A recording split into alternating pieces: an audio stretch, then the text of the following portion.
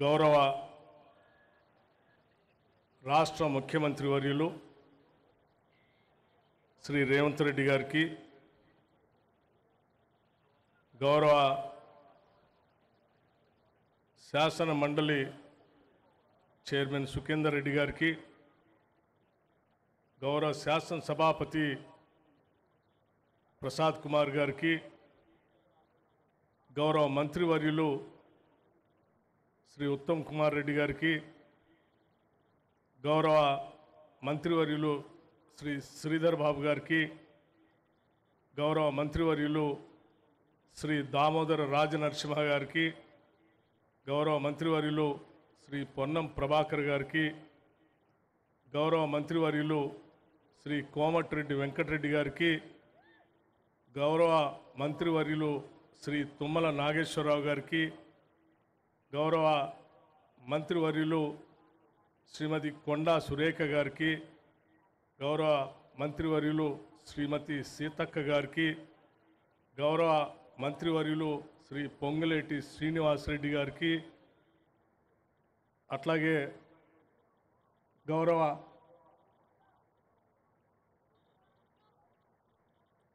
ప్రభుత్వ సలహాదారులకి, గౌరవ మంత్రివర్యులు శ్రీ జూపల్లి కృష్ణారావు గారికి, గౌరవ రాష్ట్ర ప్రభుత్వ సలహాదారుల పెద్దలందరికీ, నా తోటి శాసనసభ్యులకి, తోటి శాసన మండలి సభ్యులకి, వేదికను అలంకరించిన ఇతర ప్రజాప్రతినిధులందరికీ, ఈ కార్యక్రమానికి అశేషంగా కదిలి వచ్చిన మీ అందరికీ ముందుగా నా హృదయపూర్వకమైనటువంటి నమస్కారాలు. ఈరోజు నూతనంగా ఏర్పడినటువంటి తెలంగాణ రాష్ట్రంలో చిరస్థాయిగా చరిత్రలో గుర్తుంచుకోదగినటువంటి రోజుగా మేమంతా భావిస్తూ ఉన్నాం. దశాబ్దాల తెలంగాణ పోరాటాల ఫలితంగా తెలంగాణ ప్రజల ఆత్మగౌరవాన్ని నిలబెట్టే విధంగా ఆనాటి మనందరి ప్రియతమ నాయకురాలు శ్రీమతి సోనియా గాంధీ గారు ప్రత్యేక తెలంగాణ రాష్ట్ర ఆవిర్భావానికి సంబంధించినటువంటి స్టేట్మెంట్ని ఆనాటి హోంశాఖ మంత్రులు శ్రీ చిదంబరం గారి చేత ప్రకటింపజేసినటువంటి రోజు. అందుకే కోట్లాది మంది ప్రజల కలలు నిజం చేసిన శ్రీమతి సోనియా గాంధీ గారికి ముందుగా జన్మదిన శుభాకాంక్షలు కూడా తెలియజేస్తున్నాం. ఈ సందర్భంగా మిత్రులారా, కోరి కొట్లాడి తెచ్చుకున్న తెలంగాణ రాష్ట్రంలో నిధుల కోసం, నీళ్ల కోసం, నియామకాల కోసం మన పోరాటమంతా, మన ఆరాటమంతా మిగులు బడ్జెట్తో ఈ రాష్ట్రాన్ని బీఆర్ఎస్ అలియా టీఆర్ఎస్ పార్టీకి అప్పచెప్తే 7 లక్షల కోట్ల పైబడి ఈ రాష్ట్రాన్ని అప్పుల పాలు చేసి ఇవ్వాల్సినటువంటి ఉద్యోగాలు ఇవ్వకుండా, తీసుకురావాల్సిన నీళ్లనే తీసుకొని రాకుండా, ఆత్మగౌరవంతో బతకాల్సినటువంటి ప్రజల్ని బందీ చేసి అనుక్షణం అవమానాలకు గురి చేస్తూ ఒక రాజ్యహింసతో ఈ రాష్ట్ర పాలన సాగిస్తున్నటువంటి సందర్భంలో ఆనాడు రాష్ట్ర కాంగ్రెస్ కమిటీ అధ్యక్షుడిగా శ్రీ రేవంత్ రెడ్డి గారు భారీ బహిరంగ సభలతో, ఆనాడు శాసనసభా పక్ష నాయకుడిగా ఆదిలాబాద్ నుంచి ఖమ్మం వరకు పీపుల్స్ మార్చ్ పాదయాత్రతో మా తోటి సహచరుల, ఈనాటి మంత్రివర్గ సహచరులు కానీ, శాసన మండలి సభ్యులు కానీ, ఆనాటి జిల్లా కాంగ్రెస్ కమిటీ అధ్యక్షులు కానీ అందరూ సమిష్టిగా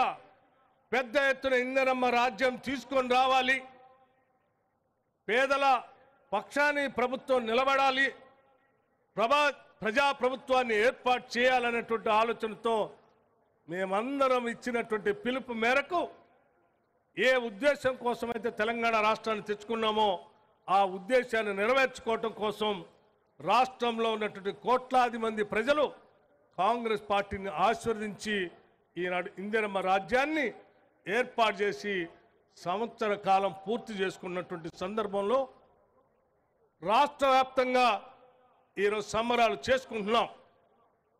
చాలామందికి ఆలోచన రావచ్చు, ఎందుకయ్యా మీరు సంబరాలు చేసుకుంటున్నారు? మొదటిది, తెలంగాణ ప్రజలు కోరుకునేది స్వేచ్ఛ, భావ స్వేచ్ఛ, స్వతంత్రంగా బతకటం అనేది తెలంగాణ ప్రజలు నిరంతరం కోరుకునేటువంటి వాడు. అటువంటి స్వేచ్ఛని ఈరోజు రాష్ట్రం నలుమూలల భావ స్వేచ్ఛను వ్యక్తపరచడమే కాదు, స్వతంత్రంగా మన భావాలను వ్యక్తపరిచేటువంటి పరిస్థితుల్ని అత్యంత ప్రజాస్వామ్యయుతంగా రాష్ట్ర ప్రభుత్వం ఏర్పాటు చేసింది. రాగానే నిరుద్యోగ యువతీ యువకుల కోసం పబ్లిక్ సర్వీస్ కమిషన్ ప్రక్షాళన చేసి దాదాపు 56,000 మంది నిరుద్యోగ యువతీ యువకులకి ఉద్యోగ అవకాశాలు కల్పించాం.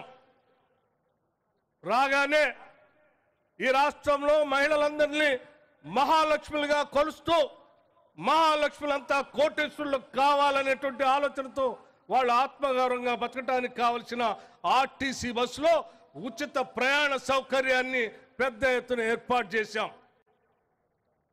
అలాగే వారందరికి కూడా సంవత్సరానికి 20,000 కోట్ల రూపాయలు వడ్డీ లేని రుణాల్ని ఇస్తూ 5 సంవత్సరాల్లో 1,00,000 కోట్ల రూపాయలని మహిళలకి వడ్డీ లేని రుణాలు ఇవ్వాలనేటువంటి ఆలోచనతో ముందుకు పోతా ఉన్నాం. మీరు అప్పులు భారంలో పడేస్తే అతలాకుతలం అవుతూ కూడా తప్పనిసరి పరిస్థితుల్లో రాష్ట్ర అప్పులు కట్టాల్సిన బాధ్యత మా పైన పడితే దాదాపు 64,000 కోట్ల రూపాయల్ని మీరు చేసిన అప్పులకి వడ్డీ అసలు కొంత ఈ సంవత్సరం కట్టుకుంటూ వచ్చాం. అట్లాగే ఈ రాష్ట్రంలో పేదవాళ్ళందరికీ మేము ఉచిత కరెంటు 200 యూనిట్ లోపల ఇస్తామని చెప్పిన మాట ప్రకారం మార్చి నెల నుంచి మొదలుపెట్టి నిరంతరం ఈరోజు 200 యూనిట్ ఉచితం కరెంటు ఇస్తూ వచ్చాం. ఆనాటి కాంగ్రెస్ ప్రభుత్వం పేటెంట్ రైట్ గా ఉన్నటువంటి వ్యవసాయదారులకు ఇచ్చేటువంటి ఉచిత విద్యుత్తుని క్వాలిటీ పవర్తో దాదాపు 12,000 కోట్ల రూపాయలు సబ్సిడీ అమౌంట్ డిస్కౌంట్లు కట్టాం. అట్లాగే గ్యాస్ సిలిండర్లు 500 రూపాయలకే ఇస్తామని చెప్పిన మాట ప్రకారం అనేక రకాలైన ఆర్థిక ఒత్తిళ్లు ఉన్నప్పటికీ ఆ గ్యాస్ సిలిండర్లు లబ్ధిదారులు అందరికీ అందిస్తా ఉన్నాం. అట్లాగే మిత్రులారా, మేము ఇచ్చిన మాట ప్రకారం మా ముఖ్యమంత్రి అనేక సందర్భాల్లో మెడ తెంపుకోనైనా సరే మేమిచ్చిన మాట ప్రకారం రుణమాఫీ చేస్తామని చెప్పి స్పష్టంగా మాటిచ్చి అందరూ ఆశ్చర్యపోతున్నటువంటి సందర్భంలో దాదాపు 21,000 కోట్ల రూపాయలని రైతు రుణమాఫీ కింద ఈ మొదటి సంవత్సరంలో రైతుల అకౌంట్లోకి నేరుగా హార్డ్ క్యాష్ని పంపిణీ చేశాం. ఇది మాకున్నటువంటి నిబద్ధత. రైతుల ఇన్సూరెన్స్ కట్టాం. ఉద్యోగస్తులందరికీ జీతాలు ఇచ్చుకోలేనటువంటి పరిస్థితుల్లో ప్రభుత్వాన్ని మా గొప్ప చెప్పితే ఆర్థిక పరిస్థితిని ఘాట్లో పెట్టి ప్రతి నెల ఈ రాష్ట్రంలో పనిచేస్తున్న లక్షలాది మంది ప్రభుత్వ ఉద్యోగస్తులకి పెన్షన్దారులకి మొదటి తారీఖునే జీతాలు ఇస్తూ రాష్ట్ర ప్రభుత్వం ఆర్థిక పరిస్థితిని ఘాట్లు పెట్టి ముందుకు పోతాం. ఇవన్నీ ఒక పక్కన చేస్తూనే రాష్ట్రంలో మన పారిశ్రామిక విధానాన్ని పెంపొందించుకోవటం కోసం ముఖ్యమంత్రి గారు ఐటీ పరిశ్రమల శాఖ మంత్రి గారు దావోస్ వెళ్ళి దాదాపు 36,000 కోట్ల రూపాయల పెట్టుబడుల్ని ఈ రాష్ట్రానికి తీసుకొచ్చినటువంటి సందర్భం కూడా మనందరికీ తెలిసింది. హైదరాబాద్ నగరంతో పాటు ఫ్యూచర్ సిటీని ఏర్పాటు చేయాలని, అందులో అద్భుతంగా ఐటీ అట్లాగే ఆర్టిఫిషియల్ ఇంటెలిజెన్స్తో ఉన్నటువంటి సాఫ్ట్వేర్ ఇండస్ట్రీని హైదరాబాద్ నగరంలో పెద్ద ఎత్తున ఏర్పాటు చేయాలని, స్కిల్ యూనివర్సిటీని పెడుతూ ఇంటర్నేషనల్ స్టాండర్డ్స్లో ఉండేటువంటి ఒక స్పోర్ట్స్ యూనివర్సిటీని కూడా పెడుతూ ముందుకు పోతా ఉన్నాం. ఈ మధ్య కొంతమంది రెసిడెన్షియల్ స్కూల్స్కి వెళ్ళి అయ్యో పిల్లలు బాధపడుతున్నారే, సరైన తిండి పెట్టపోతా ఉన్నారు, సరైనటువంటి వసతులు ఇవ్వలేకపోతున్నారని చెప్పి పాపం బాధ వ్యక్తపరుస్తూ ఉన్నారు. అయ్యా నేను అడుగుతా ఉన్నాను, 10 సంవత్సరాలు పెరిగిన ధరలకు అనుగుణంగా ఒక్క రూపాయి కూడా మీరు పెంచకుండా ఆ బిడ్డలు బాధపడుతుంటే మేము అధికారంలోకి వచ్చిన మరుక్షణం ఆలోచన చేసి ముఖ్యమంత్రి రేవంత్ రెడ్డి గారి నాయకత్వంలో యావత్ కేబినెట్ మొత్తం కూడా కూర్చొని ఆలోచన చేసి ఈ బిడ్డలు మన భవిష్యత్తు, వారందరికీ న్యూట్రిషియస్ ఫుడ్ ఇవ్వాలని చెప్పి ఒక్కటేసారి 40% డైట్ బిల్స్ ని పెంచినటువంటి ఘనత కూడా ఇందిరమ్మ రాజ్యానిది అని చెప్పడానికి కూడా మేము సంతోషిస్తా ఉన్నాం. అంతెందుకు మన బిడ్డలందరూ మీరు పెట్టినటువంటి రెసిడెన్షియల్ స్కూల్స్ కానీ ఇతర స్కూల్స్లో కానీ బిల్డింగ్ లేక, ఇన్ఫ్రాస్ట్రక్చర్ లేక ఒకటే గదిలో భోజనం, ఒకటే గదిలో తరగతి, ఒకటే గదిలో పడుకోవటం, ఇబ్బంది పడుతున్న పరిస్థితి చూసి కూడా 10 ఏళ్ళు మీరేమి చేయలేదు. 2022-23 కేవలం 70 కోట్లు మాత్రమే ఇంటిగ్రేటెడ్ రెసిడెన్స్ స్కూల్స్కి మీరు నిధులు కేటాయిస్తే మేము ఆలోచన చేశాం. మా పిల్లలు బాగా చదువుకోవాలి, ఇన్ఫ్రాస్ట్రక్చర్ బాగుండాలనే ఆలోచనతో ఈ ఒక్క సంవత్సరమే బహుశా భారతదేశంలో ఎక్కడా కూడా లేనట్టుగా ఇంటర్నేషనల్ స్టాండర్డ్స్తో young India integrated residential schools ని దాదాపు 5,000 కోట్ల రూపాయలతో ఈ సంవత్సరమే మేము ఇన్ఫ్రాస్ట్రక్చర్ కడుతూ ముందుకు పోతున్నటువంటి పరిస్థితిని మీ అంతా గమనించి ఉండి ఉంటారు. ఇటువంటి అనేక కార్యక్రమాలు చేసుకుంటూనే నిరుద్యోగ యువతి యువకులకి ప్రోత్సాహం ఇస్తూనే తర్ఫీద్ సెంటర్లు ఏర్పాటు చేస్తూనే ప్రభుత్వ పాఠశాలలో డిఎస్సిని కండక్ట్ చేస్తూనే ఈ సమాజం తలెత్తుకొని బతకడం కోసం సకల జనులు సమ్మె చేసి ఆ సమ్మె చేసినటువంటి వాళ్ళందరికీ ప్రతీకగా నిలిచినటువంటి తెలంగాణ తల్లి గౌరవాన్ని ప్రతిష్ఠించుకోవటం కోసం, గౌరవించుకోవటం కోసం ఈరోజు తెలంగాణ ఇచ్చిన సోనియా గాంధీ గారి జన్మదినం సందర్భంగా తెలంగాణ ప్రజానికి అంతా తలెత్తుకునేటట్టుగా మన అమ్మ, మన నానమ్మ, మన అక్క ప్రతిరూపంగా ఈరోజు తెలంగాణ తల్లిని ఇక్కడ ప్రతిష్ఠించుకుంటున్నాం. చాలామంది చాలా రకాలుగా మాట్లాడుతూ ఉన్నారు. మేమేదో ఒక తెలంగాణ తల్లిని ఏర్పాటు చేశాం, మీరేదో మారుస్తున్నారని. మేమేది మార్చట్లేదు. ఆనాడు తెలంగాణ తల్లిగా అనేక రాజకీయ పార్టీలు అనేక రకాల తల్లుల విగ్రహాలను పెట్టుకొని ముందుకు వెళ్ళాయి. అధికారికంగా తెలంగాణ తల్లిని ఇంతవరకు మీరు ఎక్కడా ప్రతిష్ఠించలేదు. మేము మొట్టమొదటిసారి ఈ రాష్ట్రం ఏర్పడిన తర్వాత అధికారికంగా తెలంగాణ తల్లిని ప్రతిష్ఠించుకోవాలి.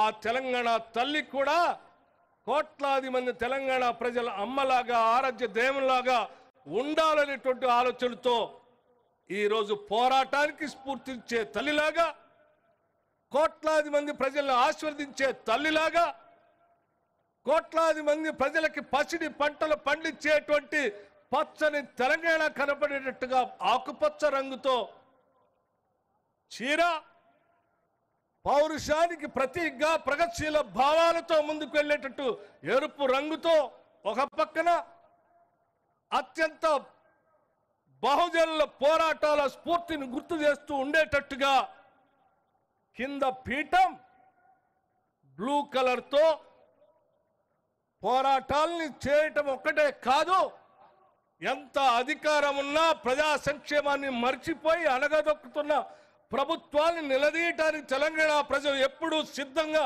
ఉంటుంది అని చెప్పి పిడికిలి బిగించి చూపించినటువంటి తెలంగాణ స్ఫూర్తిని పీఠానికి కింద పిడికిళ్ళు గుర్తుగా తెచ్చుకున్న తెలంగాణలో ఆ తల్లిని, అమ్మని గౌరవించుకుంటామని చెప్పి అరచేతిలో నిలబెట్టుకొని పూజిస్తామని చెప్పేటువంటి ప్రతీకగా అరచేతులు ఈ రకంగా యావత్ తెలంగాణ సమాజం యొక్క గౌరవాన్ని పెంచుకునేటట్టుగా మనం ఈరోజు గొప్పగా తెలంగాణ తల్లిని ప్రతిష్ఠించుకుంటున్నాం. ఈ రాష్ట్ర ముఖ్యమంత్రి శ్రీ రేవంత్ రెడ్డి గారి నాయకత్వంలో యావత్ రాష్ట్ర మంత్రి మండలి మొత్తం సమస్తం కూర్చొని ఆలోచన చేసి ప్రజలందరి ఆలోచనలు తీసుకొని ఈ తెలంగాణ ప్రజల ప్రతిష్ట నిలబడేటట్టుగా తల ఎత్తుకొని గౌరవించుకునేటట్టుగా ప్రతి సంవత్సరం ఈ డిసెంబర్ 9 తెలంగాణ తల్లి ప్రతిష్ట ఉత్సవాన్ని రాష్ట్ర ఉత్సవంగా చేయటానికి ఈరోజు రాష్ట్ర ముఖ్యమంత్రి గారు శాసనసభలో ఒక ప్రకటన చేసిన సంఘటన కూడా మీ అందరికీ తెలియజేస్తా ఉన్నాం.